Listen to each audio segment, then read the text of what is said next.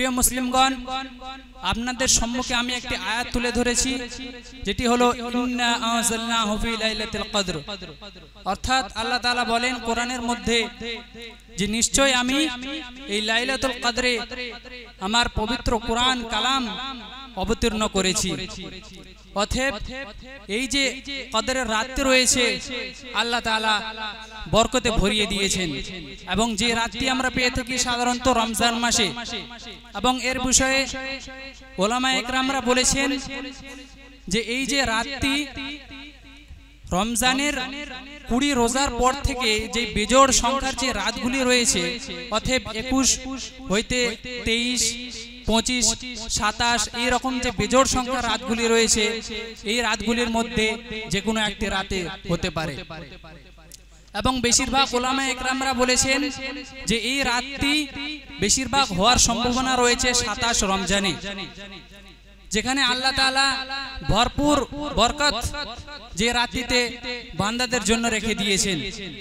এবং এর বিষয়ে হুজুর সাল্লাল্লাহু আলাইহি ওয়াসাল্লাম হাদিসের মধ্যে বর্ণিত আছেন যে হযরতে সালমান ফারসি রাদিয়াল্লাহু তাআলা আনহু থেকে riwayat রয়েছে যে শাবানের শেষে অথবা রমজানের শুরুতে হুজুর সাল্লাল্লাহু আলাইহি ওয়াসাল্লাম সকল মানুষকে এক জায়গায় ডেকে তাদেরকে বলেন যে এ মানুষেরা তোমরা সকলেই শুনে নাও যে তোমাদের সামনে একটি মাস আসতেছে, যে মাসটি সকল মাসের চেয়ে শ্রেষ্ঠ মাস এবং সবথেকে উত্তম মাস, এবং সেই মাসে একটি রাত রয়েছে যেটি হচ্ছে কি শাবে কদর, যে রাতটি 1000 মাসের চেয়ে সবথেকে উত্তম রাত।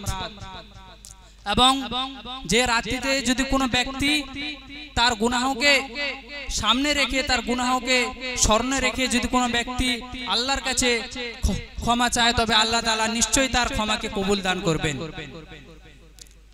এবং এই যে লাইলাতুল কদরের রাত রয়েছে, এই রাতে হযরত জিবরাইল আলাইহিস সালাম ফেরেশতাগণগুলির সঙ্গে এই দুনিয়াতে নেমে আসেন, এবং তিনি দেখেন কোন ব্যক্তিগুলো এই রাতে পুরো রাত ধরে আল্লাহ তাআলার ইবাদত করছে, এবং যে ব্যক্তি এই কদরের যে রাত রয়েছে এই রাতিতে জেগে রয়েছে, সেই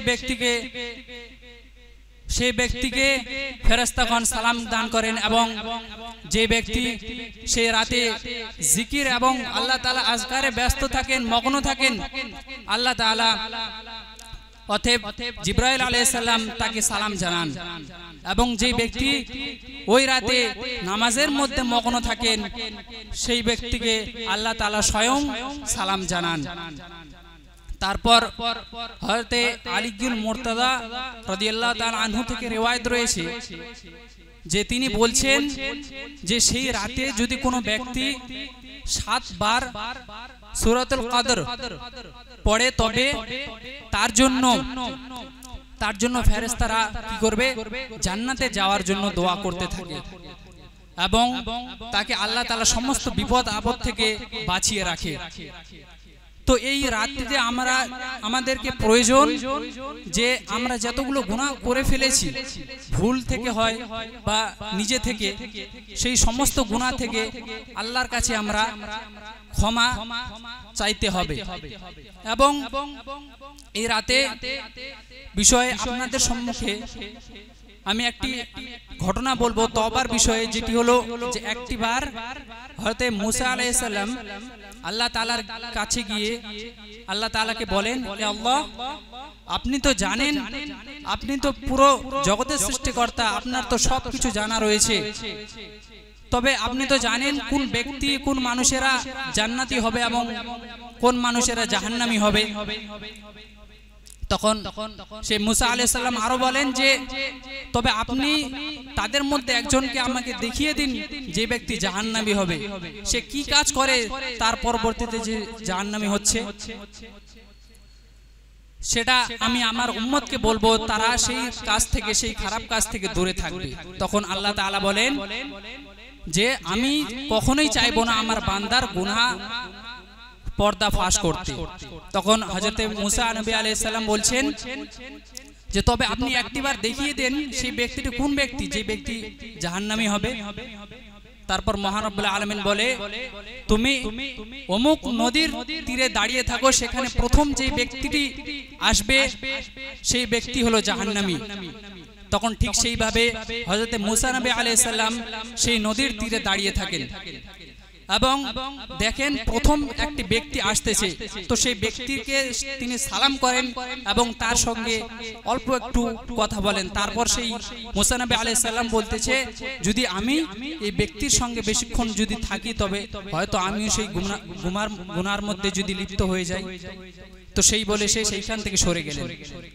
তারপর আল্লাহর কাছে গিয়ে আবার বললেন যে আল্লাহ, আমি তো দেখলাম তোমার কোন ব্যক্তিটি জাহান্নামী হবে, তবে তার মধ্যে একটি ব্যক্তি দেখিয়ে দিন যে কোন ব্যক্তি এবার জান্নাতি হবে। তারপর আল্লাহ তাআলা বলছেন যে তবে তুমি ঠিক তেমনি করো যেমনি আমি বলেছিলাম, সেই নদীর তীরে দাঁড়িয়ে থাকো, সেইখানে প্রথম যে ব্যক্তি আসবে সেই ব্যক্তিটি হবে জান্নাতি। তারপর ঠিক মুসা নবী আলাইহিস সালাম সেইখানে দাঁড়িয়ে গেলেন। দাঁড়িয়ে যাওয়ার পর দেখতেছেন যে একটি ব্যক্তি আসতেছে। তখন সেই ব্যক্তি যখন পাশে আসলো তখন মুসা নবী আলাইহিস সালাম তাকে দেখে আশ্চর্য হয়ে গেলেন, অবাক হয়ে গেলেন। তখন আল্লাহর কাছে গিয়ে আরজ করলেন, হে আল্লাহ, আমি যে ব্যক্তিকে প্রথমবার দেখলাম সেই ব্যক্তিটি কি ছিল? জাহান্নামী। এবং এখন যে ব্যক্তিটি দেখলাম সেই ব্যক্তিটি তো সেই ব্যক্তি ছিল যে ব্যক্তি জাহান্নামী ছিল, সে আবার কিভাবে জান্নাতি হলো? আল্লাহ, আপনি তো ভালো জানেন, তবে আপনি বলে দিন কিভাবে সে জান্নাতি হলো। তখন আল্লাহ তাআলা মুসা নবী আলাইহিস সালামকে বলছেন যে তুমি সেই জাহান্নামী ব্যক্তিকে দেখার পর যে সরে গেলে ওখান থেকে, তারপর সেই ব্যক্তিটি আমার কাছে এসে, অর্থাৎ সেই অমুক পাহাড়ে উঠে সেই ব্যক্তি কান্না করতে লাগে এবং তার চোখ থেকে জল ঝরে আসতে থাকে। ঠিক এমন তো অবস্থায় সে দুইটি হাত তুলে আমার কাছে দোয়া চাইছে, আমার কাছে ক্ষমা চাইছে তার সমস্ত গুনাহ থেকে। তার সেই যে গুনাহ, সেই গুনাহ থেকে সে আমার কাছে ক্ষমা চাইছে, তার দু চোখ ঝরে জল নেমে আসতেছে। তো তার সেই যে কান্না দেখে আমি সেটা সইতে পারলাম না বলে তাকে আমি জান্নাতি বানিয়ে দিলেন। বলুন সুবহানাল্লাহ। দেখুন সেই ব্যক্তিটি কত বড় একটি গুনাহগার ছিল। তো তারপর সেই ব্যক্তিটি যখন নিজে মন থেকে উদ্দেশ্যকে ঠিক রেখে আল্লাহর কাছে যখন কান্না করতে করতে দোয়া চাইলো, আল্লাহ তাআলা সেটা স্বয়ং কবুল করে নিলেন।